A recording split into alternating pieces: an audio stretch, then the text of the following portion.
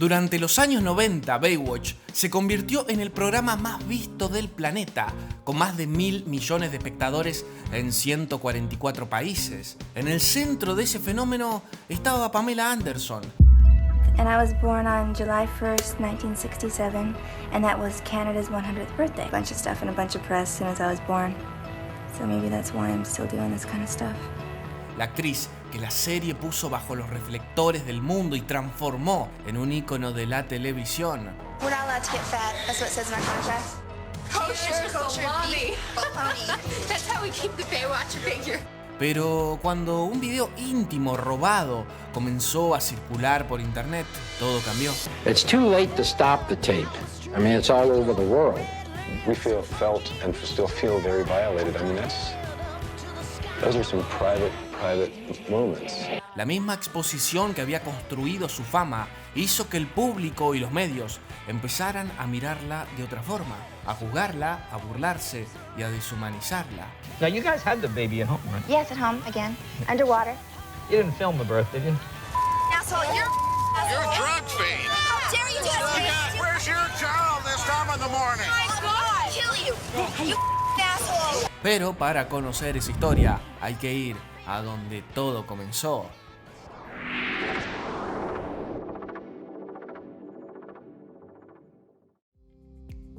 ¿Sabías que Baywatch estuvo a punto de fracasar antes de convertirse en un fenómeno mundial? Todo cambió cuando apareció Pamela Anderson y la serie explotó en popularidad, pero detrás de historias de éxito como estas, casi siempre hay preparación, oportunidades y las herramientas correctas. Ahí es donde entra EVAC, la Escuela Británica de Artes Creativas y Tecnología. Esta escuela ofrece cursos online prácticos en diseño, gaming, tecnología, marketing y más, con proyectos reales, certificación internacional y hasta garantía de empleo en cursos de tecnología. ¿No encontrás trabajo después del curso? Te devuelven tu dinero. Así como Pamela aprovechó su oportunidad para convertirse en un ícono mundial, vos también podés prepararte para dar el salto en tu propia carrera, avanzando a tu ritmo y construyendo un portfolio profesional. Y como en Series Infinito queremos que des ese primer paso, estamos regalando una beca del 55% de descuento en los cursos de EVAC. Hacé clic en el enlace de la descripción para saber más y comenzar a construir tu futuro.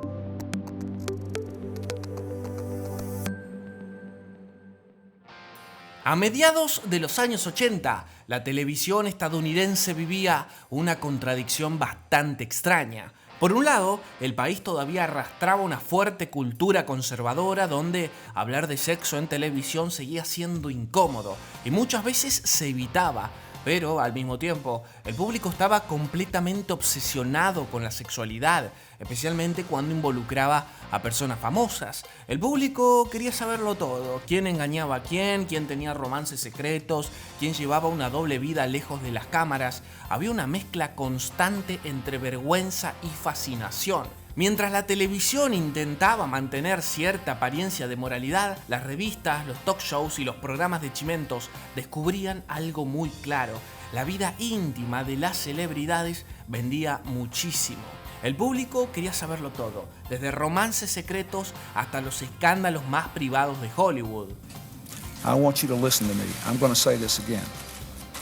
I did not have sexual relations with that woman, Miss Lewinsky. En ese clima de curiosidad casi voyerista apareció una idea que parecía hecha a medida para la televisión de la época. Detrás de ella no había grandes productores ni ejecutivos visionarios, sino dos guionistas que apenas intentaban sobrevivir en Hollywood: Michael Burke y Douglas Schwartz. Sus carreras no estaban funcionando y, según contaron después, estaban peligrosamente cerca de la bancarrota. Su propio agente fue directo con ellos: necesitaban una gran idea, algo que finalmente los sacara del fracaso. Así que hicieron lo que muchos guionistas hacen cuando están desesperados: se fueron a la playa a pensar. Entre olas, arenas y marihuana de por medio, empezaron a lanzar ideas absurdas hasta que apareció una que parecía encajar perfecto con lo que el público quería mirar: historias de rescates en la playa protagonizadas por bañeros, acción, peligro y personas corriendo en traje de baño. Una combinación que, en una televisión obsesionada con mirar cuerpos,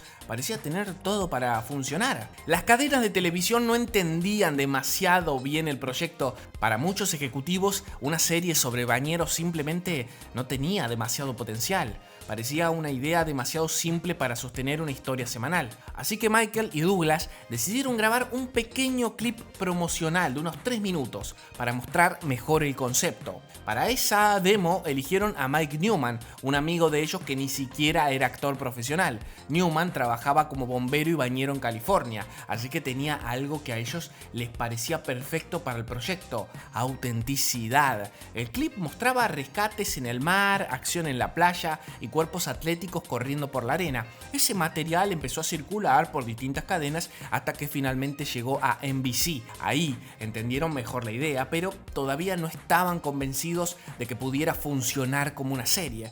Por eso tomaron otra decisión. En lugar de producir una temporada completa, le pidieron a los guionistas que hicieran primero una película para televisión. Pero ese cambio también vino con una condición importante. El demo con Newman había servido para vender el concepto, pero NBC quería un protagonista con más impacto. Así que Mike Newman fue relegado a un papel secundario mientras comenzaba la búsqueda de un rostro fuerte que pudiera liderar el proyecto. Please welcome David Hasselhoff, ladies and gentlemen.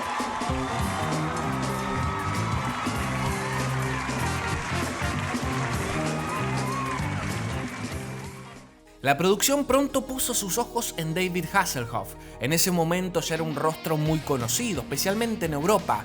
Con Knight Rider, la serie que lo había convertido en estrella durante los años 80, había logrado un éxito enorme en el mercado europeo, particularmente en Alemania, donde además desarrolló una carrera como cantante muy popular. Para los productores eso era una señal muy clara. Si Baywatch lograba venderse internacionalmente, Hasselhoff ya era prácticamente una garantía de éxito en ese mercado. Cuando le presentaron la idea, Hasselhoff entendió inmediatamente el potencial del personaje, un héroe televisivo, una especie de figura paterna que protegía las playas y lideraba el equipo de rescatistas. Así que decidió apostar por el proyecto que terminaría marcando su carrera, Baywatch.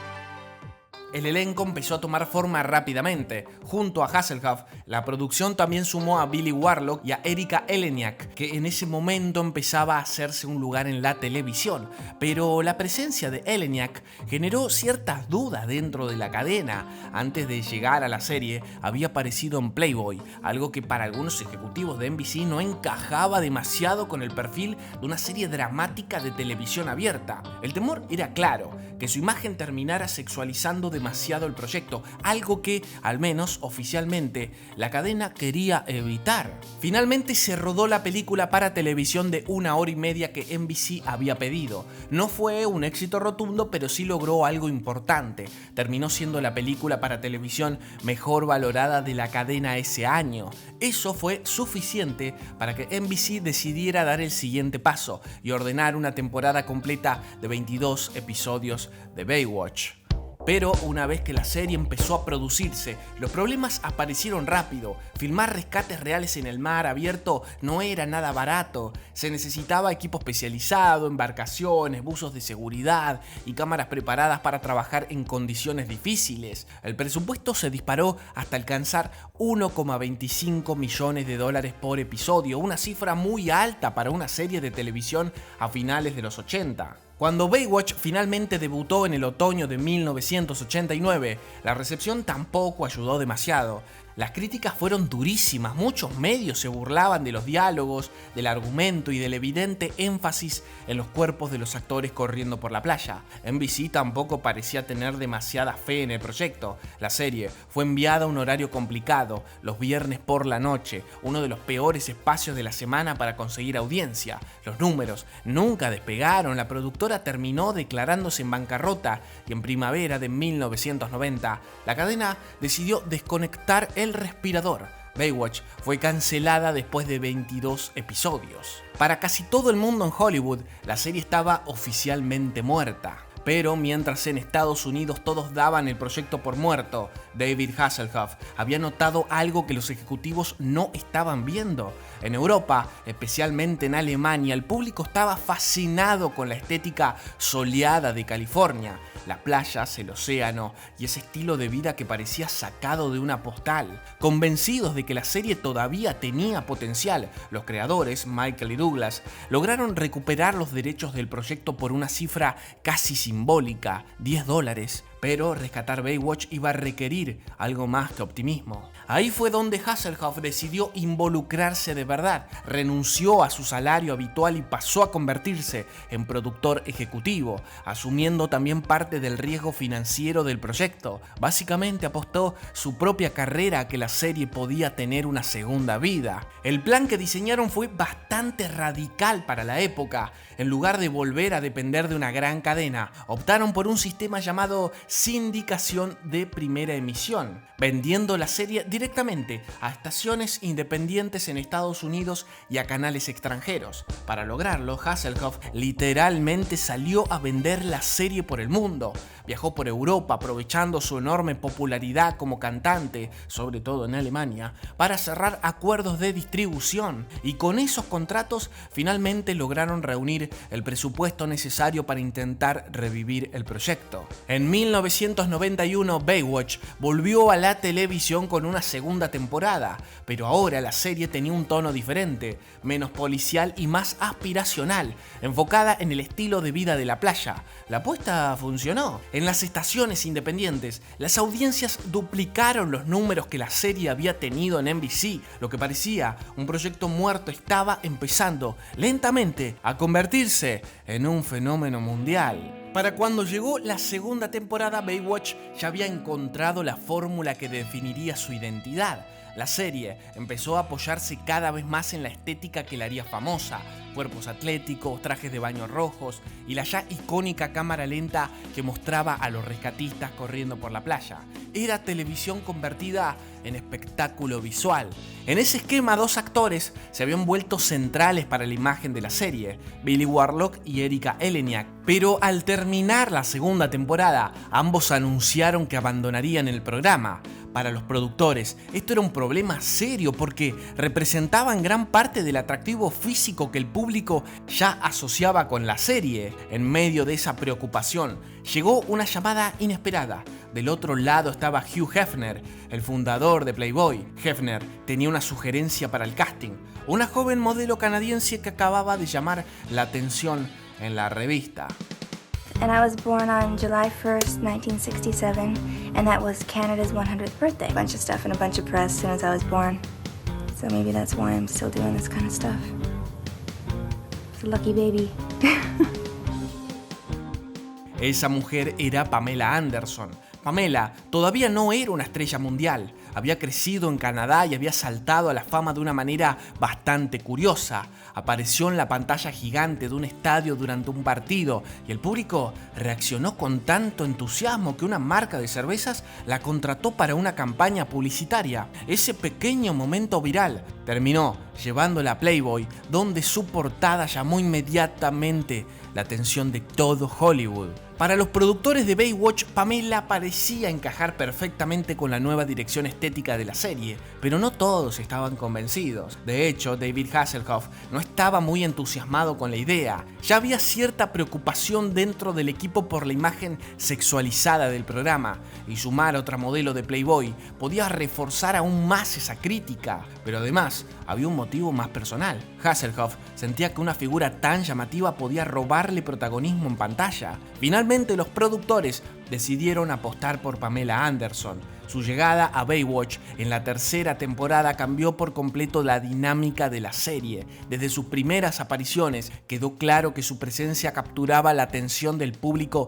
de una manera diferente. Cuando aparecía en pantalla era imposible no mirarla. Rápidamente Pamela se convirtió en uno de los grandes símbolos del programa. La serie ya jugaba con la estética de cuerpos perfectos y la famosa cámara lenta en la playa pantalla, pero con ella ese concepto alcanzó otro nivel. Su imagen empezó a multiplicarse en pósters, revistas y campañas publicitarias hasta transformarse prácticamente en un emblema de la televisión de los años 90. El fenómeno fue tan grande que incluso empezó a tener impacto fuera de la televisión. Muchas mujeres la veían como un referente de belleza y distintos medios de la época hablaban de un aumento masivo en las cirugías estéticas. Según algunos reportes, los implantes mamarios llegaron a aumentar hasta un 500%, impulsado en gran parte por el modelo de belleza que representaba Pamela. Dentro del propio elenco de Baywatch, esa presión también se sentía. Algunas compañeras incluso comenzaron a operarse para intentar estar a la altura de la imagen que ella proyectaba. Todas tenían que lograr esa imagen perfecta que era sinónimo de Baywatch. We're not allowed to get fat. That's what it says in our contract. Kosher salami. That's how we keep the Baywatch figure. En 1994, Pamela volvió a aparecer en la portada de Playboy y la sesión causó un nuevo impacto mundial. En esa foto se veía claramente que había aumentado su busto, algo que terminó reforzando todavía más su imagen pública como el gran símbolo sexual de la década. Pero mientras su fama como actriz explotaba, Pamela también empezaba a construir otra faceta, la de empresaria. Aprovechando el furor global que generaba su imagen, comenzó a lanzar productos con su nombre y su rostro, participó en distintos emprendimientos comerciales y hasta invirtió en discotecas. Su figura ya no era solo la de una actriz de televisión. Baywatch ya se había transformado en algo mucho más grande que una simple serie. Se convirtió en el programa más visto del planeta, con un alcance estimado de más de 1.000 millones de espectadores por episodio, transmitido en 144 países y doblado a 23 idiomas. Era una locura absoluta. La serie ya no era solo un éxito televisivo, era un fenómeno cultural global. Ese nivel de popularidad también cambió completamente el ambiente en el set. Cada día de rodaje estaba rodeado de paparazzis intentando capturar algo de la vida privada del elenco. Y si había alguna que concentraba la mayor parte de esa atención, era Pamela Anderson. Todo lo que tuviera su rostro, revistas, entrevistas, fotografías, se vendía. El público la adoraba. Con esa exposición constante, su vida romántica también empezó a convertirse en noticia. Cuando Pamela entró a la serie, estaba saliendo con el actor francés David Charvet, quien también había audicionado para el programa y finalmente consiguió un papel dentro de Baywatch. Pero la relación no duró demasiado. Después de aproximadamente un año, la pareja se separó. And they didn't know that we knew each other, though. They had no idea. And he goes, "Oh, this will be terrible. We're never going to make it. Our relationship will never last." He was right. Poco tiempo después, durante una fiesta de Año Nuevo en 1995, en un club nocturno del que Pamela era dueña, ocurrió algo que cambiaría su vida por completo. Esa noche conoció a Tommy Lee. Tommy Lee no era un músico cualquiera, era el baterista de Motley Crue, una de las bandas de rock más salvajes y famosas de los años 80. Representaba exactamente el estereotipo de estrella de rock de la época: excesos, fiestas interminables y una reputación de vida caótica. Cuando Pamela y Tommy se conocieron, fue como si dos mundos completamente distintos chocaran entre sí. Por un lado, la actriz que representaba el ideal de belleza televisivo de los años 90. Por el otro, un rockero famoso por su vida sin frenos. Para los medios, era algo así como una versión rockera de Barbie y Ken. Y la relación avanzó a una velocidad completamente absurda.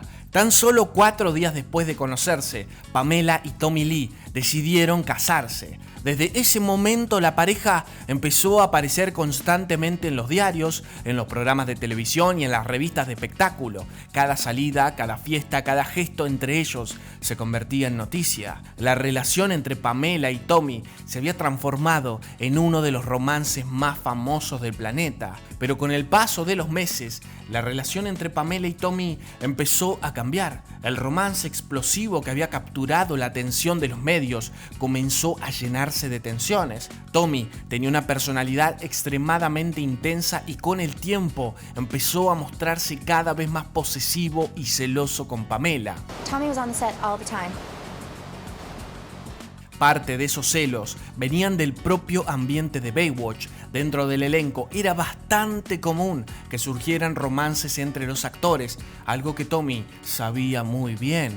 Oh, everybody was having sex everywhere, in the trailers, everywhere, behind the trailers, in the trailers, around the trailers. I mean, I think I slept with everybody at least once. Por eso empezó a acompañarla constantemente al set de grabación, queriendo estar presente en todo momento y vigilando lo que sucedía alrededor de ella. La situación explotó cuando el personaje de Pamela comenzó a tener un romance dentro de la historia con el personaje interpretado por el actor francés David Charvet, quien además había sido su pareja en la vida real. En una de las escenas, los personajes debían besarse frente a cámara. Cuando Tommy vio la escena, perdió completamente el control. Según distintos testimonios del equipo, tomó a Pamela y se la llevó a su remolque en el set, donde empezó a destrozar cosas en medio de un ataque de furia. Durante horas le prohibió salir, lo que terminó retrasando el rodaje de la serie. Y ese no fue un episodio aislado. Situaciones similares comenzaron a repetirse en distintas ocasiones, generando cada vez más tensión dentro de la producción. Lo que para el público era la pareja más glamorosa del momento, detrás de cámara empezaba a convertirse en una relación cada vez más caótica. A fines de ese año, Pamela y Tommy estaban embarcados en un nuevo proyecto: construir la casa de sus sueños. Querían un lugar perfecto para empezar una nueva etapa juntos y formar una familia. Pero desde el principio, la obra estuvo llena de problemas. Ninguno de los equipos de construcción parecía cumplir con las exigencias de Tommy, que tenía fama de ser explosivo y extremadamente perfeccionista. La situación terminó estallando cuando decidió despedir de un día para el otro al equipo que había contratado inicialmente. Según distintos relatos, el conflicto fue mucho más allá de una simple discusión laboral. Tommy los echó sin terminar de pagarles el trabajo y en medio de la pelea incluso llegó a amenazarlos con un arma. Ese episodio dejó a varias personas del equipo completamente furiosas y uno de ellos decidió vengarse. Un electricista que había trabajado en la casa regresó tiempo después al lugar con un objetivo muy claro: robar algo que compensara el dinero que sentía que le debían. Así fue como terminó llevándose una caja fuerte que pertenecía a la pareja. And Pamela and I went to England for Christmas, and we came back, and the safe was gone. The whole safe. I mean, one guy, impossible. Two guys, still very difficult to get the safe out. Dentro había varias cosas: dinero, armas y algo más. Un objeto tecnológico que en ese momento estaba empezando a convertirse en una sensación.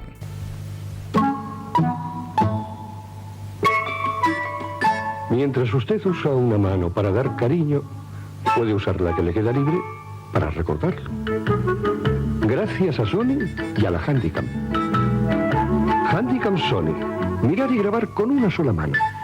La mano que graba. Durante esos meses, Tommy Lee había comprado una cámara Handycam, una tecnología que en ese momento empezaba a popularizarse y que permitía grabar videos caseros con mucha facilidad. Con ella, había decidido filmar algo así como un pequeño documental autobiográfico de su vida con Pamela Anderson, registrando momentos de su luna de miel, viajes y escenas cotidianas de la pareja. El problema era que dentro de ese material, casi una hora de grabaciones privadas, había también unos 10 minutos donde la pareja mantenía relaciones sexuales. Todo ese contenido estaba guardado en una de las cintas que se encontraban dentro de la caja fuerte que el electricista había robado de la casa. Cuando este hombre descubrió lo que tenía entre manos, entendió inmediatamente el valor que podía tener. Así que decidió acercarse a una empresa de pornografía para intentar vender el material. Para ellos la oportunidad era obvia. Tenían en sus manos una película sexual protagonizada por la persona más famosa del momento, pero había un problema enorme. El material era robado y distribuirlo como una película convencional podía traer consecuencias legales muy graves. Ninguna compañía quería asumir ese riesgo de manera directa. Entonces apareció una idea que en ese momento parecía completamente nueva. Si no podían vender la cinta en tiendas o videoclubs, podían intentar distribuirla usando una tecnología que recién empezaba a expandirse y que todavía estaba fuera de control para las autoridades. Internet. La empresa decidió distribuir el material de una forma bastante inusual. Primero hicieron múltiples copias de la cinta y eliminaron el original, que podía servir como evidencia. Después, crearon un sitio web donde ofrecían el video con un sistema muy rudimentario. Los interesados debían enviar $60 por giro postal y aproximadamente 2 meses después recibirían la cinta por correo. El procedimiento era tan lento y extraño que durante un tiempo el video parecía más un rumor que una realidad. Mientras tanto, Pamela y Tommy comenzaron a hacer todo lo posible para frenarlo. Si descubrían que alguien tenía una copia o intentaba distribuirla, respondían con amenazas legales inmediatas. Pero ese intento de control tuvo el efecto contrario. Cuanto más intentaban detenerlo, más crecía la curiosidad pública. Todo el mundo hablaba del misterioso video. It's too late to stop the tape. I mean, it's all over the world. That's trying to put the spilled milk back in the bottle.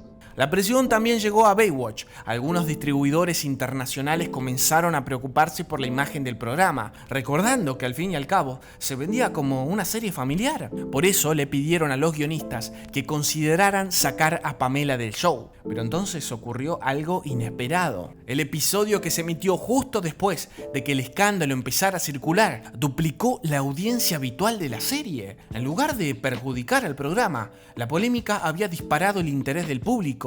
Y con esos números sobre la mesa, la idea de sacar a Pamela de la serie dejó de tener sentido. La pareja incluso llegó a contratar a un investigador privado, alguien que intentaría rastrear qué había pasado exactamente con la cinta y quién estaba detrás de su distribución. Pamela y Tommy estaban decididos a frenarlo antes de que el material se volviera completamente incontrolable.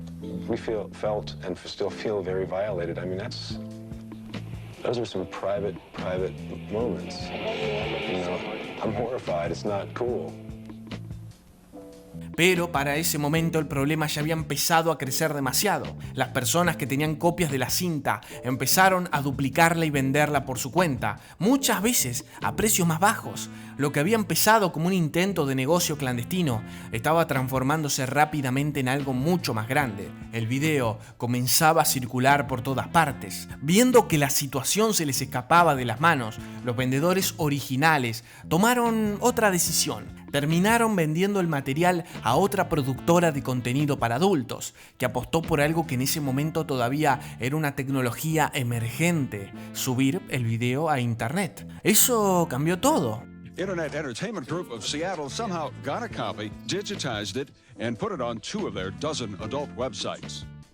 Por primera vez, la intimidad de una celebridad podía distribuirse digitalmente y a escala global, sin necesidad de cintas físicas ni intermediarios. El video de Pamela Anderson se convirtió en uno de los primeros grandes escándalos sexuales de la era digital, y con eso, la forma en la que el público la miraba también cambió. La misma exposición que antes había construido su fama, ahora empezaba a volverse en su contra. Millones de personas ya no la observaban como la estrella de Baywatch, sino como el centro de un escándalo íntimo. Los medios se burlaban constantemente de la actriz y mucha gente sentía que tenía todo el derecho del mundo de opinar, juzgar e investigar su vida privada. Now, you guys had the baby at home, right? Yes, at home, again. Underwater. You didn't film the birth, did you? No. La mujer que durante años había sido tratada como un ícono televisivo empezaba a convertirse en algo muy distinto. Un espectáculo público. La productora de contenido para adultos que finalmente distribuyó el material terminó ganando más de $50 millones con ese material. Era una cifra gigantesca para la época, especialmente teniendo en cuenta que todo provenía de algo que nunca había sido grabado para el público. Y tanto Pamela como Tommy querían ir por esa recaudación. Pamela Anderson Lee and Tommy Lee won't get any money for some intimate moments airing on the internet.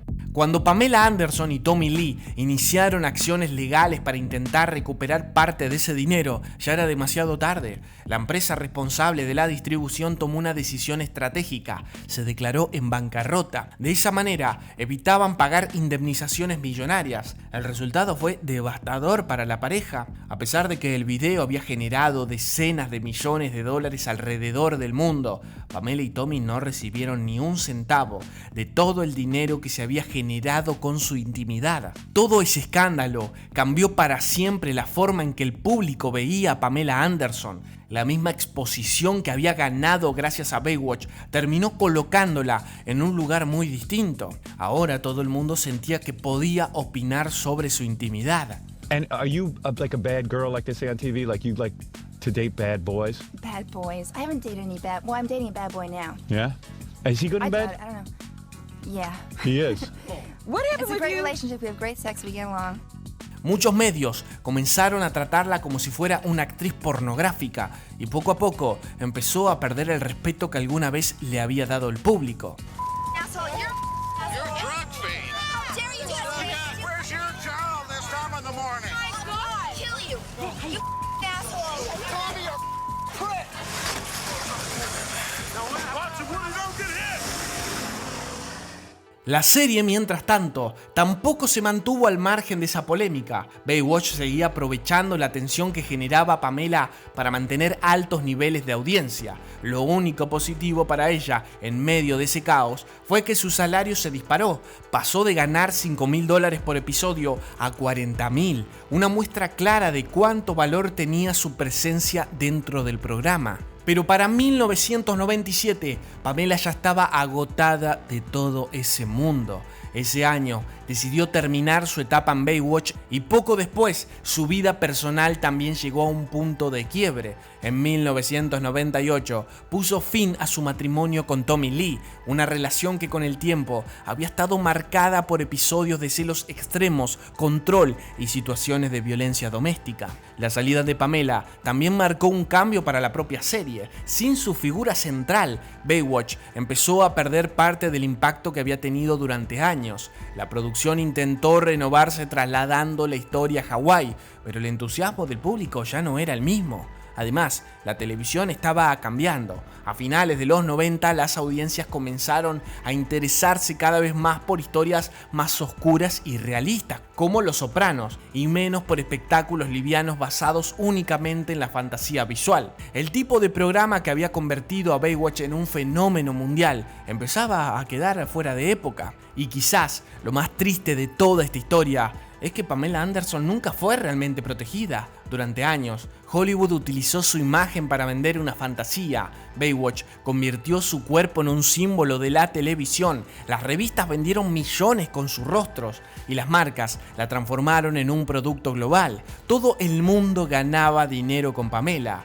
Pero cuando su intimidad fue robada y expuesta al mundo, casi nadie estuvo ahí para defenderla. Los medios se burlaron, el público consumió el escándalo y la industria, que había construido su fama, simplemente siguió adelante. Porque en el fondo Pamela Anderson se había convertido en algo más que una actriz, se había convertido en un espectáculo. Y quizás esa sea la verdadera paradoja de toda esta historia. La misma exposición que la transformó en una de las mujeres más famosas del planeta también fue la que terminó deshumanizándola frente a millones de personas. Detrás del mito, detrás de los pósters, detrás de la cámara lenta corriendo por la playa, siempre hubo una persona real. Muchas gracias por haber visto el video. No olviden dejar su me gusta y suscribirse para no perderse ninguno de nuestros documentales. Eso es todo, amiguitos. Nos vemos en la próxima.